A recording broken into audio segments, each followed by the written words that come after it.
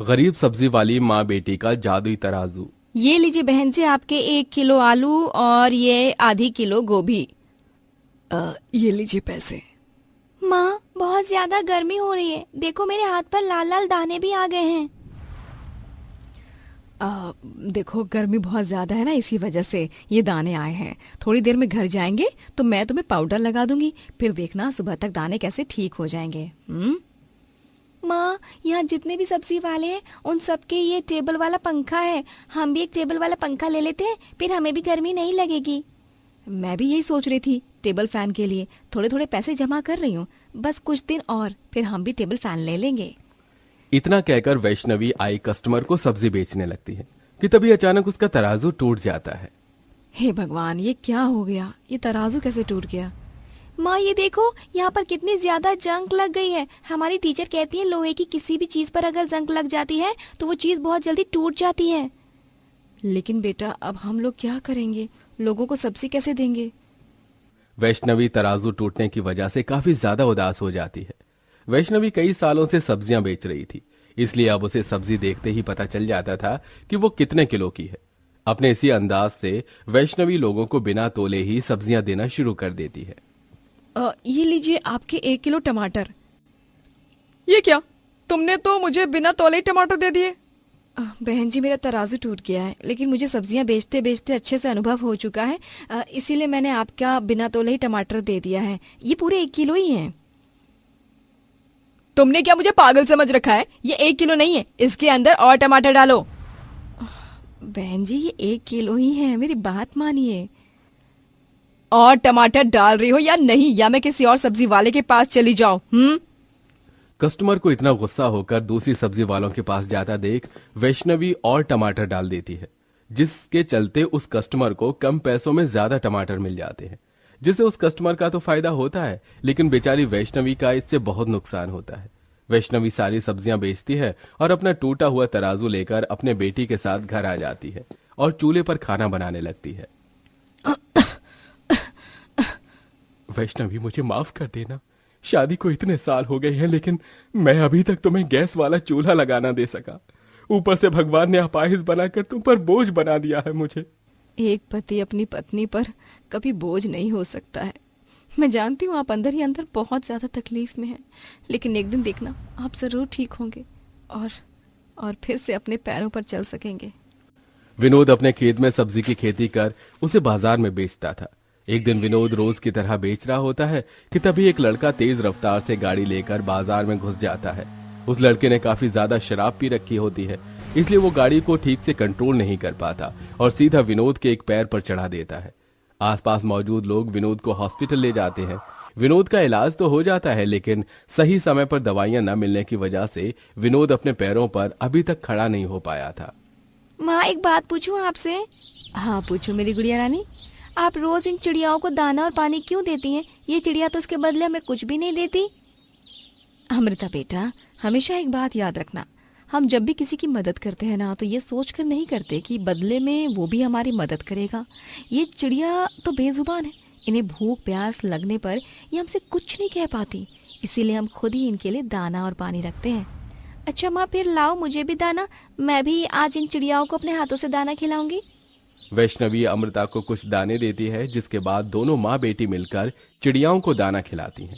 वैष्णवी के खेत में एक बड़ा सा पेड़ था, जिस पर हर रोज ढेर सारी चिड़ियां आती थीं, इसलिए वैष्णवी हमेशा इन चिड़ियाओं को दाना और पानी देती थी। ये 1 किलो आलू नहीं है, इसके अंदर तो अभी 4-5 आलू और आएंगे। और ये क्या, तुमने मुझे 1 किलो टमाटर दिए हैं? ये तो आधी किलो लग रही हैं। इंसान की मजबूरी का फायदा है कि इंसान कितना भरी भांति उठाता है।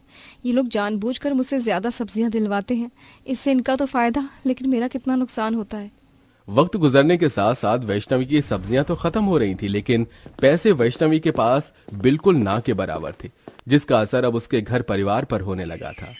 ये क्या माँ, कल भी आपने खिचड़ी बनाई थी और आज भी खिचड़ी बना दी, सड़ी सी। बेटा, घर में थोड़े से चावल थे तो मैंने हमारे लिए खिचड़ी और पापा के लिए दलिया बना दिया। थोड़ा सा आटा रखा हुआ था तो उसकी मैंने ये रोटियां डाल दी। चिड़ियाओं के आने का भी वक्त हो गया है, इसीलिए मैंने उनके लिए रोटी बना दी। घर में हम लोग एक एक रोटी के लिए तरस रहे हैं और आप अभी भी चिड़िया को खाना खिलाने में लगी हुई हैं। नहीं अमृता बेटा, ऐसा नहीं बोलते। मैंने उस दिन आपको समझाया था ना, आपको बैठकर यहाँ खिचड़ी खाओ, मैं जब तक चिड़िया का रोटी खिलाकर आती हूँ। वैष्णवी खेत में जाती है और रोटी के छोटे छोटे टुकड़े करके चिड़ियाओं को खिलाने लगती है। वैष्णवी दिन में हर काम भूल सकती थी, लेकिन चिड़ियाओं को पानी और दाना देना कभी नहीं भूलती थी। ऐसे ही एक महीना गुजर जाता है और अब वैष्णवी के घर की हालत हद से ज्यादा बदतर हो जाती है।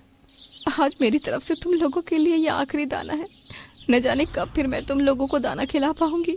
मेरा परिवार बहुत ज्यादा मुश्किलों में है, क्या करूँ कुछ समझ नहीं आ रहा है। ये कहते हुए वैष्णवी फूट फूट कर उन चिड़ियाओं के सामने रोने लगती है कि तभी वैष्णवी रो मत, तुम हमें रोते हुए अच्छी नहीं लगती। हे भगवान, ये क्या? ये चिड़िया तो हम इंसानों की तरह बोल रही है। वैष्णवी के इतना कहते ही वो चिड़िया देखते ही देखते काफी बड़ी हो जाती है और एक सुंदर सी परी के रूप में बदल जाती है। डरो मत, मैं एक जादुई चिड़िया हूँ।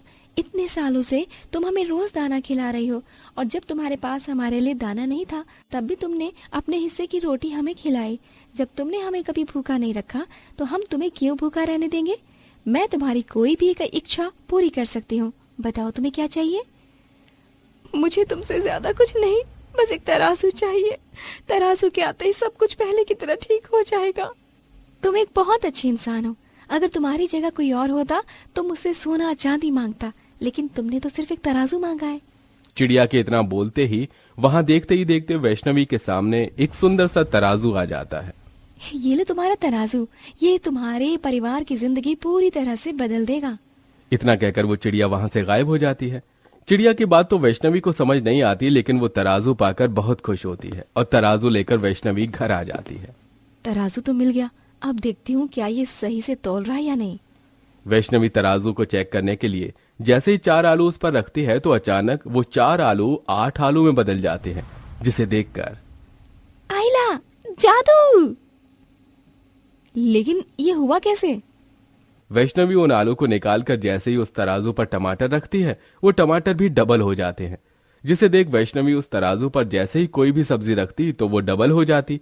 ऐसे देख वैष्णवी बहुत ज्यादा खुश होती है। इसका मतलब ये कोई मामूली नहीं बल्कि एक जादुई तराजू है। ए जादुई चिड़िया, तेरा बहुत बहुत शुक्रिया। आज मेरे एक अच्छे कर्म मेरे और मेरे परिवार के इतने काम आया है। वैष्णवी उस तराजू को बाजार में ले जाती है और उसी से ही सारे कस्टमर को सब्जियां तोल कर देती है। वैष्णवी उस जादुई तराजू पर जो भी सब्जियां रखती वो डबल हो जाती, जिससे वैष्णवी कम सब्जियां बेचकर ही काफी ज्यादा पैसे कमा लेती है और उन पैसों से अपनी बेटी के लिए एक बड़ा सा कूलर लेकर आती है। मैंने तो आपसे एक छोटा सा पंखा मांगा था और आप मेरे लिए इतना बड़ा कूलर ले आई। अब इस कूलर में हम सभी को बिल्कुल भी गर्मी नहीं लगेगी और हम आराम से सोएंगे। और ये देखो, आज मैं आपकी सारी दवाएं भी लाई हूँ। अब देखना आप कैसे जल्दी से ठीक होते हैं।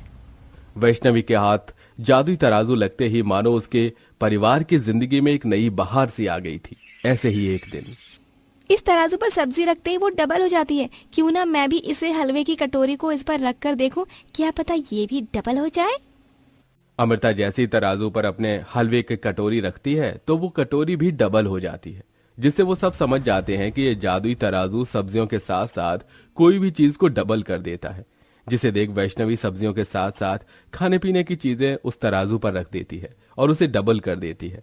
धीरे धीरे समय यूं ही बीतने लगता है और सिर्फ कुछ ही महीनों में वैष्णवी अपने पूरे परिवार के लिए छोटा सा प्यारा सा घर खरीदती है और साथ ही साथ अपनी बेटी को एक अच्छे से बड़े से स्कूल में भी पढ़ाती है। और अब विनोद भी पूरी तरह से ठीक हो चुका था। इस जादुई तराजू की मदद से हमने अपनी जिंदगी तो संवार ली, लेकिन अब हम जादुई तराजू की मदद से अपनी नहीं बल्कि जरूरतमंद लोगों की मदद करेंगे। इस नेकी में मैं भी तुम्हारा साथ देना चाहूंगा। गर्मी को देखते हुए अमृता, विनोद खाने पीने की चीज, छोटे फैन और भी लोगों की जरूरत के लिए सारा सामान लेकर आते हैं और जादुई तराजू की मदद से उसे डबल कर सड़क, झोपड़पट्टी और रोड पर रह रहे लोगों की इन चीजों को देखकर मदद करते हैं और ऐसे ही लोगों की मदद करते हुए हंसी खुशी अपनी जिंदगी जीते हैं।